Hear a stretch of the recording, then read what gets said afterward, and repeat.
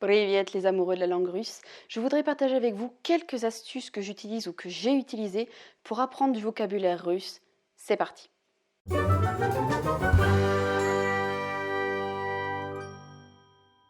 Avant de me lancer dans le vif du sujet, je voudrais vous inviter à deux choses.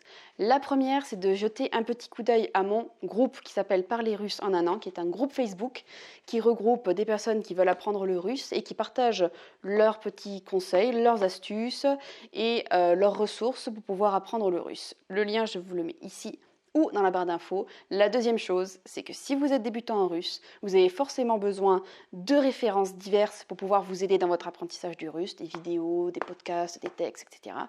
Et la bonne nouvelle, c'est que moi aussi je suis passée par là, je les ai cherchés aussi et je les ai gardés. J'ai gardé toutes les références pour avoir accès à tous ces contenus qui sont gratuits. Je vous mets dans la barre d'infos le lien pour accéder à la Bible du débutant en russe, le Sésame, pour vous aider à apprendre le russe gratis. Maintenant que le moment pub est terminé, c'est parti.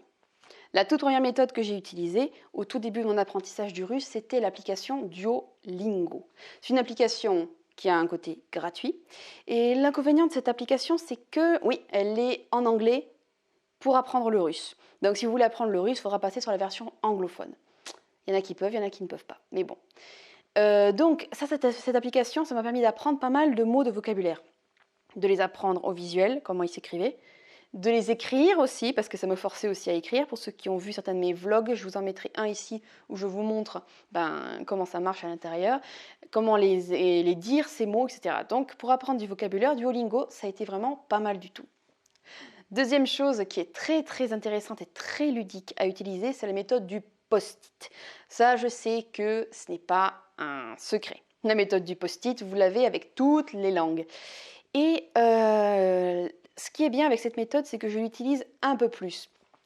Par exemple, mon post-it, je vais écrire porte, voilà, et porte ou alors frigo, voilà, et je vais mettre ça sur mon frigo. Et je ne vais pas me contenter d'écrire juste porte ou frigo sur mon post-it. Non, je vais marquer un verbe, je vais marquer ouvrir, atroi, et fermer. Donc à force de voir ce post-it sur la porte de mon frigo, et à chaque fois que j'ouvre la porte du frigo de dire ya Troy, le frigo, je m'en souviens plus de toute façon, parce que je vous donne un exemple que je n'ai pas encore mis en pratique avec le frigo, mais voilà. Donc c'est la même chose, j'ouvre le frigo, je ferme le frigo. Voilà. À force de faire ces petites choses dans le quotidien grâce à la méthode des post-it, ça permet de vraiment avancer. Je vous montre sans cesse cet endroit-là parce que c'est là où il y a le frigo. Je crois que celle-là, c'est ma préférée parce que c'est celle qui demande le moins d'efforts. C'est les séries en russe, bien sûr, les séries, les podcasts, la radio, la télévision, bref, voilà. Pour l'instant, je suis à fond sur la série Kourtnia pour ceux qui me suivent, donc c'est elle que je regarde.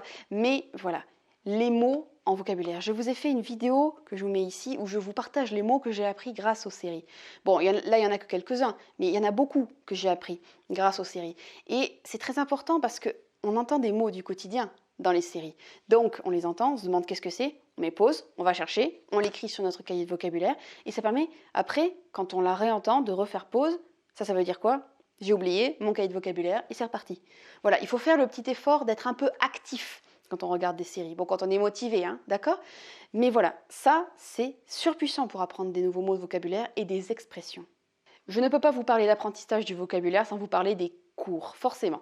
Parce que moi, je suis des cours en individuel avec une prof qui s'appelle Elena Meledina.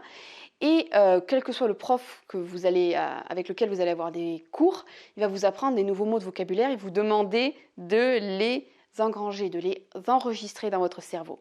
Donc les cours, que ce soit en individuel, que ce soit en collectif, que ce soit sur YouTube, pourquoi pas ? Eh bien, les cours sont très importants pour apprendre du vocabulaire. Les mots que vous allez apprendre dans les cours, si votre prof fait comme il faut son travail, ça va être des mots du quotidien, des mots qui vont vous servir. Donc, ne négligez pas les cours, révisez votre vocabulaire dans les cours. Une autre manière d'apprendre le vocabulaire, c'est les livres. Les livres qui vous apprennent le russe, par exemple celui-ci, voilà, dans lequel j'ai appris pas mal de mots de vocabulaire, ou alors les livres d'histoire, les livres, les romans, etc., que vous pourrez lire, vous apprendre des nouveaux mots de vocabulaire. Là, je prêche sans pratiquer. Mea culpa. C'est les conversations avec les natifs. Je sais, je dois me bouger pour aller chercher des natifs et parler russe avec eux. Et voilà, quand on fait une conversation avec un natif, à force de vouloir dire les choses et de ne pas forcément y arriver, de chercher les mots, on finit par les engranger. C'est quand on est sur le terrain avec les mains dans le cambouis que l'on enregistre mieux les choses. C'est quand on a besoin des choses qu'on les enregistre le mieux. Donc, conversation avec des natifs, super, super truc pour utiliser le vocabulaire et pour l'enregistrer durablement. Bon, à cette étape, je sais que beaucoup vont se moquer de moi, s'ils sont encore là à ce stade de la vidéo. En gros, c'est les comptines pour enfants. C'est un moyen que j'utilise quand je n'arrive pas à apprendre les choses. Par exemple, l'alphabet. Je vous réfère à une petite vidéo où j'ai utilisé les comptines pour apprendre l'alphabet. Les couleurs.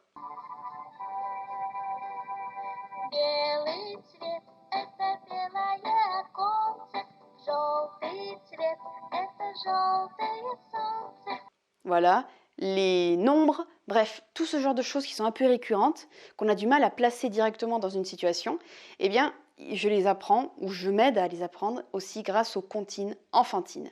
Je sais, pour certains ça a l'air bébête, mais ça fonctionne, donc voilà, tant que ça marche, ça me va.